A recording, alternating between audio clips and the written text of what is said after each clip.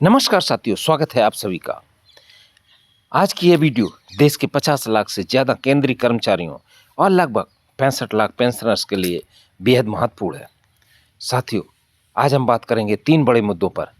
DA-D R की घोषणा कब होगी, एरियर और 50% डीए मर्जर की, पेरेंट केयर लीव का नया प्रस्ताव।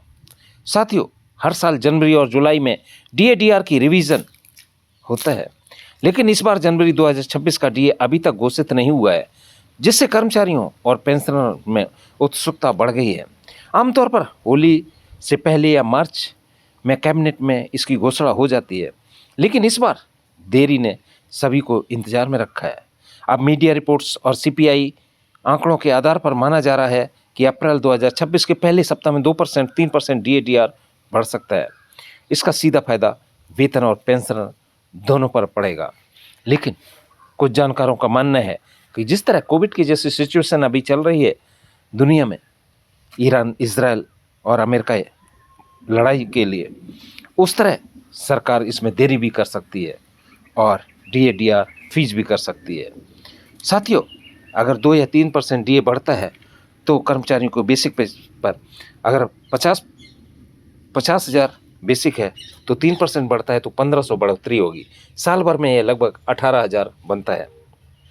सोचिए, लाखों परिवारों के बजट में यह कितनी बड़ी राहत है। साथियों, एरियर मिलेगा या नहीं, सबसे बड़ा सवाल यही है, क्या जनवरी में एरियर मिलेगा? डीए जनवरी 2026 से लागू माना जाएगा, इसलिए अगर घोषणा अप्रैल में होती है तो जनवरी, फरवरी और मार्च का एरियर एक साथ मिलेगा। यानी अप्रैल की सैलरी या मई की पेमेंट में एक मुफ्त राशि आ सकती है। पेंशनर के लिए भी यही नियम डीआर पर लागू होता है। जनवरी में सबसे बढ़ी हुई डीआर के हिसाब से 3 महीने का एरियर पेंशन के साथ मिलने की पूरी संभावना है। यह एरियर सिर्फ पैसे नहीं बल्कि महंगाई से लड़ने की ताकत है। साथियों, अब बात करते हैं 50% डीए मर्जर की मांग। डीए को बेसिक पे में मर्ज करने की मांग को इस समय डीए 50% से ऊपर पहुंच चुका है। इसी वजह से कर्मचारी संगठनों में खासकर एफएनपीओ ने 8वें वेतन आयोग से मांग की है कि 50% डीए को बेसिक पे और पेंशन में मर्ज किया जाए। अगर ऐसा होता है तो क्या फ़ायदा होगा? बेसिक पे बढ़ जाएगी, एचआरटी और दूसरे अलाउंस बढ़ेंगे, पेंशन कैलकुलेशन में बड़ा जंप आएगा, ग्रेजुटी और लीव इनकेसमेंट में भी फायदा होगा। लेकिन यहाँ एक सच्चाई समझना जरूरी है। 7th पे कमीशन के नियमों में 50% डीए को ऑटोमेटिक मर्ज करने का प्रावधान नहीं है, इसलिए अभी यह सिर्फ यूनियन की मांग है, कोई सरकारी आदेश नहीं है। फिर भी 8वें वेतन आयोग के आते आते यह मांग और तेज हो सकती है।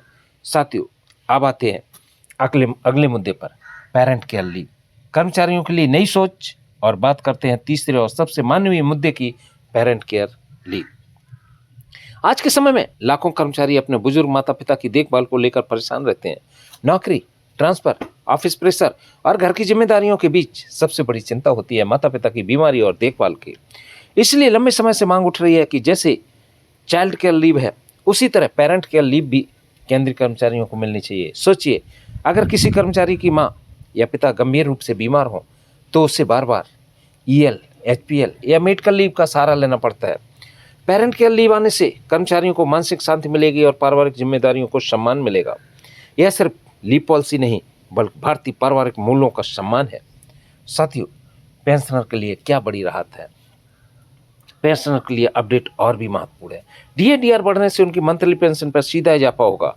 अगर 3% डीआर बढ़ता है तो उनकी बेसिक पेंशन में 40,000 है तो 1,200 रुपये महीने बढ़ेंगे, और अगर फ्यूचर में 50% डीए पेंशन में मर्ज होता है तो पेंशन रिवीजन का फायदा और बड़ा होगा।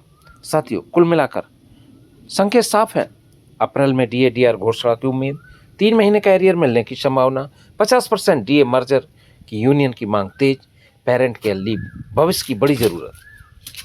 साथियों, केंद्रीय कर्मचारियों और पेंशनर के लिए बहुत महत्वपूर्ण है, क्योंकि 8वां वेतन आयोग, डीए रिवीजन और वेलफेयर लीव पॉलिसी मिलकर एक नई दिशा तय करेंगे। साथियों, अगर आप केंद्रीय कर्मचारी, पेंशनर या एक्स सर्विसमैन हैं तो कमेंट में ज़रूर बताइए कि आप 50% डीए बेसिक में मर्ज होना चाहिए और क्या पेरेंट केयर लीव लागू होनी चाहिए। मिलते हैं फिर एक अगली वीडियो में, तब तक के लिए जय हिंद, वंदे मातरम, धन्यवाद।